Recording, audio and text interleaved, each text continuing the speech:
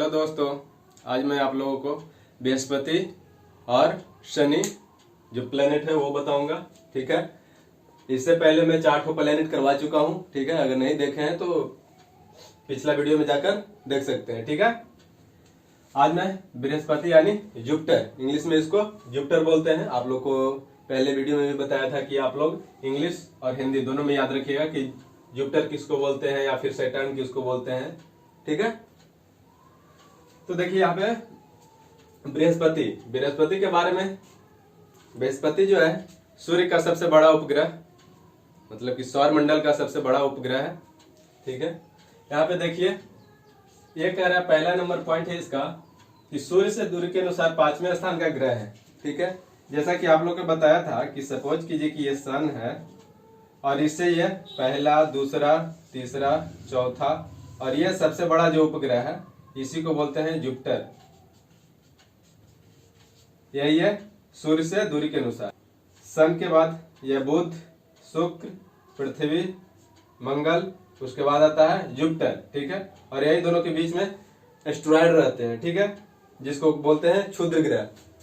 अब देखिए यहाँ पे पहला नंबर तो बोल दिया कि सूर्य से दूरी के अनुसार ये 5वें स्थान का है। 5वें स्थान का मैंने देख लिया, ये जुपिटर है। सौर मंडल का सबसे बड़ा उपग्रह, सौर मंडल का सबसे बड़ा ग्रह इसी को बोला जाता है और इसका बृहद आकार होने के कारण इसी को बोलते हैं कि तारा सदृश ग्रह है। इसी को क्या बोलते हैं हम लोग? तारा सदृश ग्रह। ठीक है, नियर स्टार प्लैनेट। और इसका क्या है? सर्वाधिक पलायन वेग वाला ग्रह इसी को बोलते हैं। मतलब कि इसका जो पलायन वेग है लगभग 59.2 किलोमीटर पर सेकेंड के आसपास है। ठीक है, तो सर्वाधिक पलायन वेग वाला ग्रह यह अपने अक्ष पर सौरमंडल का सर्वाधिक तेज गति से घूर्णन करने वाला ग्रह है। यह अपने अक्ष या फिर धुरी पर सर्वाधिक तेज गति से लगभग 9 घंटा 55 मिनट या फिर कह सकते हैं कि 10 घंटा के आसपास, लगभग 10 घंटा में ये क्या करता है कि अपने अक्ष पर एक चक्कर पूरा कर लेता है। ठीक है, सूर्य की परिक्रमा करने में लगभग ये कितना वर्ष लगाता है? सूर्य की परिक्रमा करने में लगभग 12 वर्ष लगाता है। ठीक है, सबसे कम समय में अपने धुरी अक्ष पर चक्कर लगाने वाला ग्रह अभी मैंने बताया कि 9 घंटा 55 मिनट। ठीक है, अब इसका कुछ क्या है कि इसके वायुमंडल में हल्की गैसें होती है। हल्की गैसें जैसे हाइड्रोजन हो गया, हीलियम हो गया, मीथेन हो गया, अमोनिया हो गया। तो ये सब चीजें जो हल्की गैसें हैं वो सब गैसें इसके वायुमंडल में पाए जाते हैं। ठीक है, अब देख लीजिए इसका पलायन वेग, ये तो बता दिया मैंने, 59.2 किलोमीटर पर सेकेंड। ठीक है, अब इसका डेंसिटी देख लेते हैं। घनत्व जो है 1.33 ग्राम पर सेंटीमीटर क्यूब। इसका डेंसिटी कम है, वो भी इसलिए कि इसके वायुमंडल में ज्यादातर गैसें जो है हल्की गैसें हैं, जैसे हाइड्रोजन, हीलियम, मीथेन, अमोनिया इत्यादि, ये सब हल्की गैसें पाई जाती है, इसीलिए इसका डेंसिटी कम है। और इसी को क्या बोलते हैं हम लोग? मास्टर ऑफ गॉड्स, मतलब कि भगवान का गुरु कहा जाता है बृहस्पति को। ठीक है, याद रखिएगा, कभी कभी क्वेश्चन पूछ लेते हैं इसको से। अब देखिए प्रमुख उपग्रह, बृहस्पति का जो प्रमुख उपग्रह है, ऐसे तो बहुत सारे उपग्रह है, लगभग 79 उपग्रह है अब तक। तो अभी प्रमुख उपग्रह जो है गैनीमेड हो गया, कैलिस्टो हो गया, यूरोपा हो गया, आयो हो गया, पार्सिफाई हो गया, हिमालय, मेटिस इत्यादि। ऐसे मतलब कि ये सब चीजें, ये सब ग्रह है। और इसमें देखिए बृहस्पति का जो सबसे बड़ा उपग्रह आएगा ये क्या आएगा? गैनीमेड आएगा, जो कि सौर मंडल का भी सबसे बड़ा उपग्रह माना जाता है, गैनीमेड ही। ठीक है, और इसका रंग कैसा होता है गैनीमेड का? ये पीला कलर का होता है। ये क्या होता है? पीला रंग का। गैनीमेड का क्या होता है? ये पीला रंग का होता है। ठीक, सौर मंडल का सबसे बड़ा उपग्रह गैनीमेड, और इसे लघु सौर तंत्रों वाला ग्रह कहा जाता है। मतलब कि बृहस्पति को लघु सौर तंत्रों वाला ग्रह कहा जाता है। ठीक है, अभी मैंने बताया कि इसकी उपग्रहों की संख्या कितनी है, तो 79 है।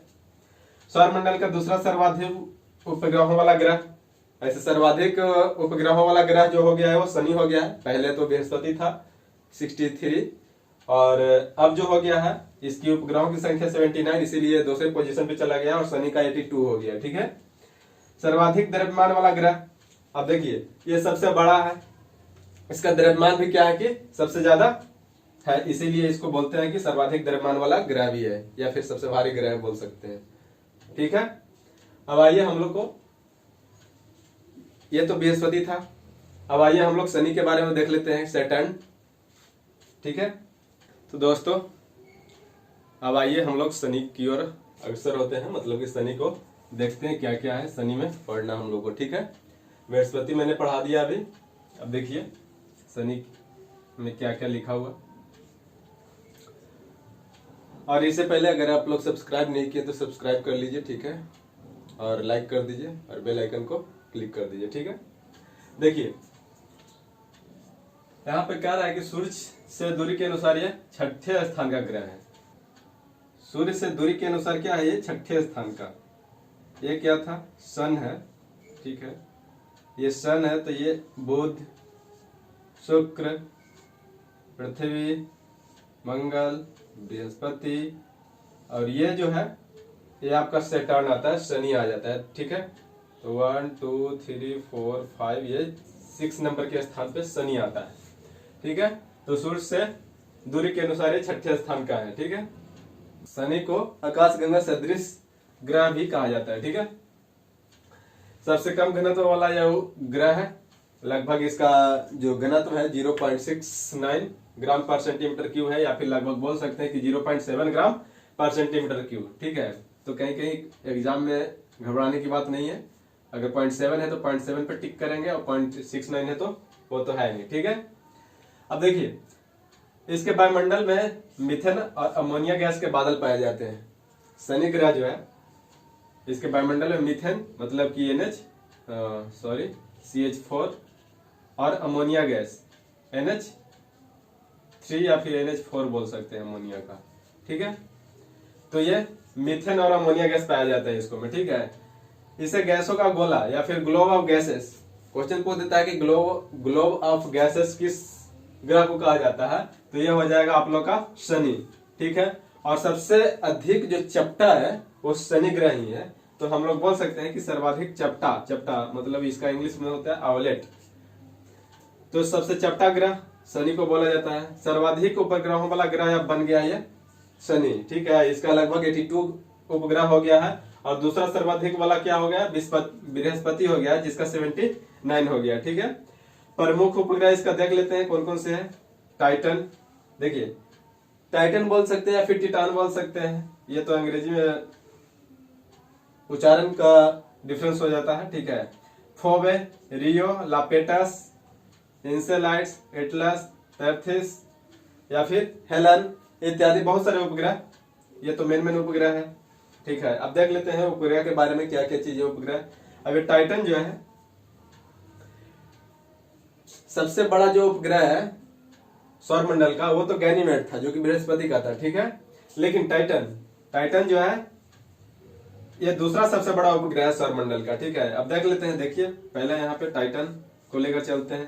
कह रहा है कि ये शनि का सबसे बड़ा ग्रह, ये शनि का सबसे बड़ा और सौरमंडल का दूसरा सबसे बड़ा उपग्रह है। ठीक है, एक उपग्रह है जो कि शनि का सबसे बड़ा और सौरमंडल का दूसरा सबसे बड़ा उपग्रह है। ठीक, अब देखिए ये कह रहा है कि सौरमंडल का यही एकमात्र उपग्रह है जिसके पास अपना वायुमंडल है।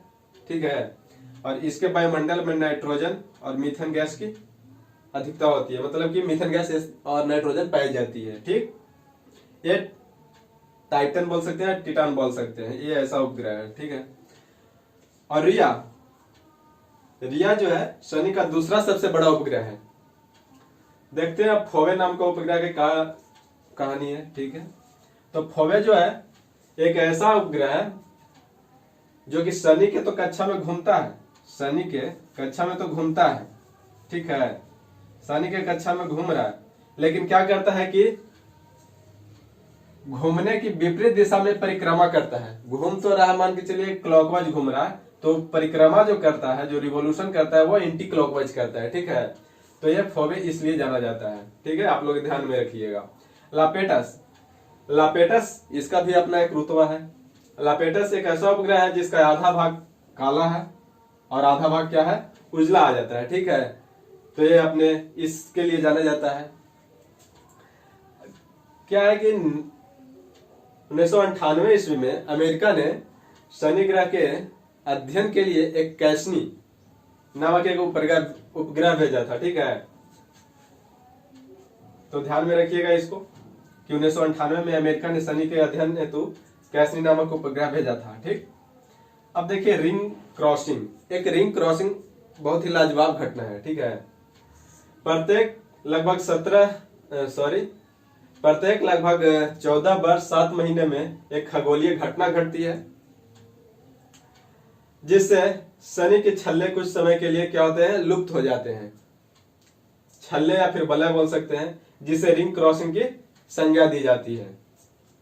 यह घटना सितंबर 2009 में हुई। इसके पूर्व नवंबर 1995 में घटित हुई और आने वाले दिन में मार्च 2025 में घटना होने की संभावना है कि ऐसा हो सकता है। शनि में जैसे कि इस तरह का मतलब कि छल्ला रहता है। ठीक है, तो क्या होता है ना कि ये लुप्त हो जाता है। 7 इसकी वलय की संख्या 7 होती है टोटल। ठीक है, वो सब क्या होती है कि दिखती नहीं है, बल्कि वो उस समय लुप्त हो जाती है। इसी को बोलते हैं हम लोग रिंग क्रॉसिंग। ठीक है, अब देख लेते हैं हम लोग नेक्स्ट उपग्रह की और इंसेलाइट्स। इंसेलाइट्स का क्या है, यह एक शनि का उपग्रह है जिससे गर्म भाप मतलब कि वाष्प उड़ते रहती है, जो एक रहस्य थी। लेकिन 16 मई 2007 को यह खोज लिया गया कि इस उपग्रह पे बर्फ के विशालकाय क्या है, परत है। उसी को परत को खोलने और बंद होने के कारण घर्षण जो होता था, ठीक है, उसी के कारण उष्मा पैदा लेता था और उष्मा के कारण भाप मतलब कि वाष्प जो है ऊपर उठता था। ठीक है, तो ऐसा देखने को मिलता था कि वो वाष्प ऊपर उठ रहा है। ठीक है, तो इंसेलाइट इसके लिए जाना जाता है। अब देख लीजिए शनि को हम लोग पहचानेंगे कैसे, आप लोग को बता देंगे। शनि को देख लीजिए, पहली विशेषता क्या है, देखिए इसके तल में चारों ओर वलय का होना। ठीक है, मैंने बताया अभी, ऐसे देख लीजिएगा। ये एक पिक्चर है,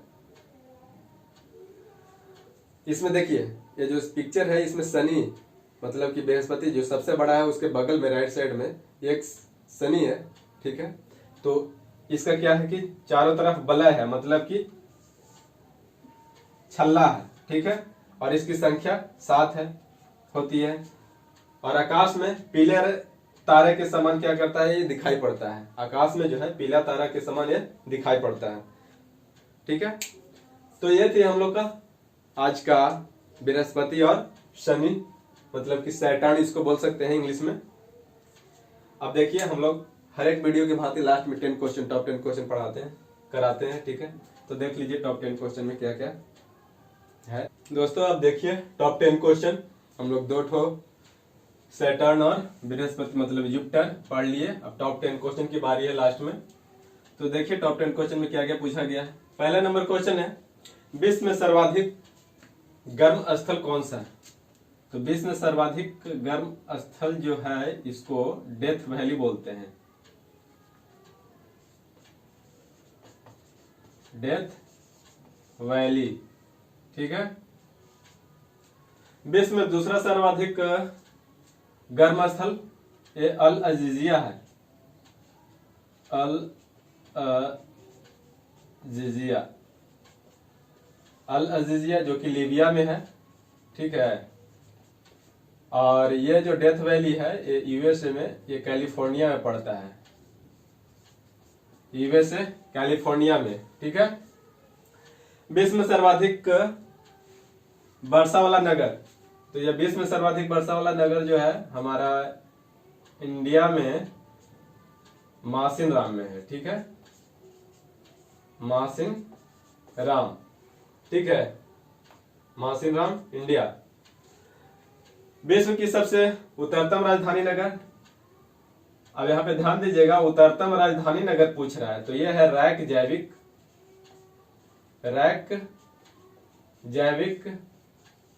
जो कि किसकी राजधानी है, यह है आइसलैंड की। ठीक है, विश्व की सबसे दक्षिणतम राजधानी नगर कौन सा है, तो सबसे दक्षिणतम क्या है, वेलिंगटन आ जाता है। वेलिंगटन किसकी राजधानी है? तो ये है आपका न्यूजीलैंड की। ठीक है। सर्वाधिक ऊंचाई पर स्थित राजधानी नगर। अब सर्वाधिक ऊंचाई बोल रहा है, तो सर्वाधिक ऊंचाई पर कौन? लापाज हो। लापाज किसकी राजधानी है? ये बोलिविया की। बोलिविया, बोलिविया की राजधानी लापाज। और यही कहता है दूसरा सर्वाधिक ऊंचाई पर स्थित राजधानी नगर कौन हो जाएगा? तो यह है, इसी के बगल में एक आता है इक्वाडोर। उसकी राजधानी कहाँ है? क्विटो। इक्वाडोर की राजधानी है क्विटो। इक्वाडोर, इसकी राजधानी क्विटो। ये दूसरी उच्चतम मतलब की है, ऊंचाई पर राजधानी नगर है। ठीक है। पिक 15 किसका पुराना नाम है? तो पिक 15 हम लोग जानते हैं कि माउंट एवरेस्ट का पुराना नाम है। माउंट एवरेस्ट, माउंट एवरेस्ट का पुराना नाम पिक 15 है, या और भी नाम है, सागर माथा हो गया, फिर गौरी शंकर हो गया, इत्यादि ये सब चीजें। अब यहाँ पे 9वां नंबर क्वेश्चन कहता है कि हिमालय पर्वतमाला की दूसरी सर्वोच्च चोटी और एटलस पर्वत की सर्वोच्च चोटी कौन है? आप लोग कमेंट बॉक्स में कमेंट कीजिए। और दोस्तों, अगर वीडियो अच्छा लगता हो तो आप लोग शेयर करते रहिए। ठीक है, ताकि आप लोग आपके दोस्तों को प्रॉफिट मिलते रहे। ठीक है, मिलते हैं फिर नेक्स्ट वीडियो में। Thank you.